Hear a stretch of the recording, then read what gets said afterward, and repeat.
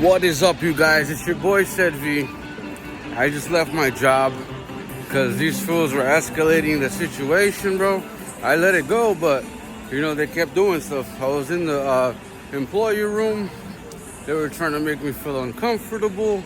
My supervisor said I need to look for a new job out loud in front of everybody. And I was like, okay, whatever, man. They were saying stuff under their breath, and then, I just couldn't take it, bro, because they kept trying to make me feel scared and shook. And I was like, you know what? I need to get out of here before I go into my protect myself mode. And, I can't be in this situation. I can't file a report about my supervisor, because what's he going to do, snitch on himself? So I hit up my other supervisor, and then she wouldn't pick up the phone. Well, it's late, though. So I left a message, and I sent her a report. And then what happened was they wouldn't let me do my job, bro. Because what happened was my boss put me on the spot because I was the only person training. And I was like, yo, they're not showing me nothing, bro. I want to keep my job. I've only been here for like 2 days, bro. If they see me standing around, they're going to be like, yo, this guy doesn't want to do his job. He's not working. And they're going to run their mouth. So what happened was I started working, and the guy kept doing little things like saying stuff under his breath, and I kept telling him to speak up, and he would change what he was saying. He was doing hand gestures and stuff like he was going to do something. And I was like, yo, I don't have to put up with this. This is not a healthy environment. I don't want to work here.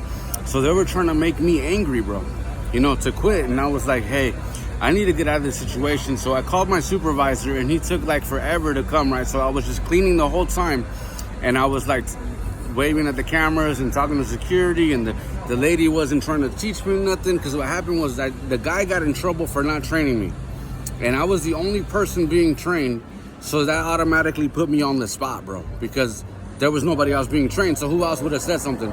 So that's why I was like, I'm gonna say something regardless, bro, because I want to keep my job. So then they started giving me a hard time, bro, and I'm like, okay, I don't have to put up with this, bro. I called my supervisor. She wouldn't pick up. I sent her a message. So like I had to go above my supervisor because he's a part of it too, right? So they're all being annoying, and I'm like, this is a toxic situation. I need to get out of this situation. So I walked out, and I waited for him to come, dude.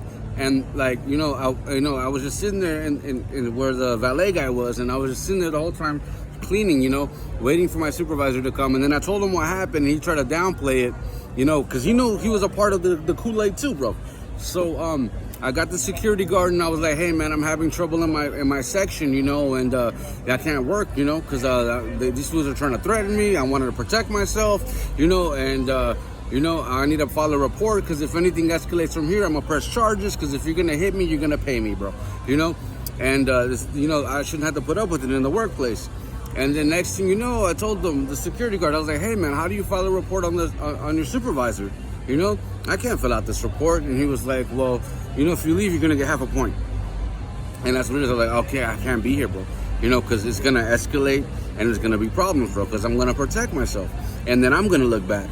So I'd rather just leave and take the point and just walk away, bro. So that's what happened, because they kept threatening me, and then he wanted me to fill out a report, and I didn't want to be around them because he was part of the problem, bro, and he knows that there's no HR department right now. There's nobody to answer a call, so they're going to get away with it anyways. So that's what happened, bro. So I filled out the report the best that I could. And then, like, I told the security guard, he put me on this, the security guard heard the whole thing. I got his thing or whatever. But yeah, man, I feel like my safety comes first, bro. My safety and my health comes first, not the job. And if I feel threatened, and if I feel like I'm in a bad position, I need to get out of there. So I got out of there. And, I have to waste some time right now because I have an interview tomorrow, and I had to have the right attitude, bro.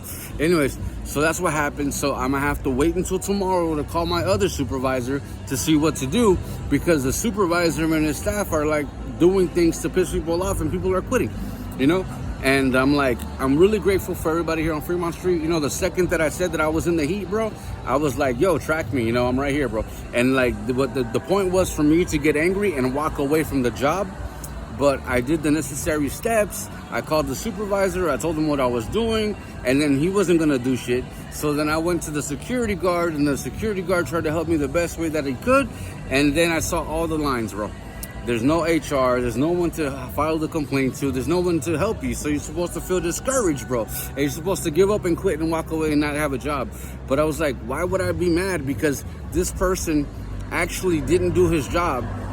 Then the supervisor told him that he wasn't doing his job, and then he got mad at me because they were aware that he wasn't doing his job. And then this other person wasn't letting me do my job, and being really like, uncomfortable, and I was like, well, I need to use the restroom, bro, and this person's in there and I can't even use the restroom, bro, so I'm waiting for you to come so I can go take a piss, bro. That's what I'm really mad about, and then what you said, bro, so I let it go, bro. I told him, man, it's like I was like, I'm not gonna sit here and be shook. And then that fool was trying to tell me that he doesn't want to work with snitches and this and that. I was like, yo, dude, I went to jail for something I didn't do, bro. I'm not afraid of you, bro. I'm not gonna go to jail for some shit that I didn't do. It's gonna be something I did do, bro. And I'm not gonna be afraid of a coworker that's not doing his job, that's getting punished because they're aware that he's not doing his job, So I told him, and I was like, hey, man, I'm gonna warn you right now, bro. If anything happens after this, they know where you work, they know all the people in the staff, and if anything happens, it's gonna come back to you guys. It's documented, everything step by step. I made myself aware. You can check the cameras, and then I was like, that was it. So that's what's going on right now. And just got myself a coffee. I'm gonna go try to buy a pack of smokes and waste some time, bro, because I have an interview in the morning. But thanks for the love and support, everybody. Thanks for being here with me. All I did was do my job, dude. It's only been 3 days, and they're like trying to force me to quit my job for like doing my job, bro, and I was like, whatever. But it is what it is. That's what's going on. Just wanted to fill you guys in. That's what it is.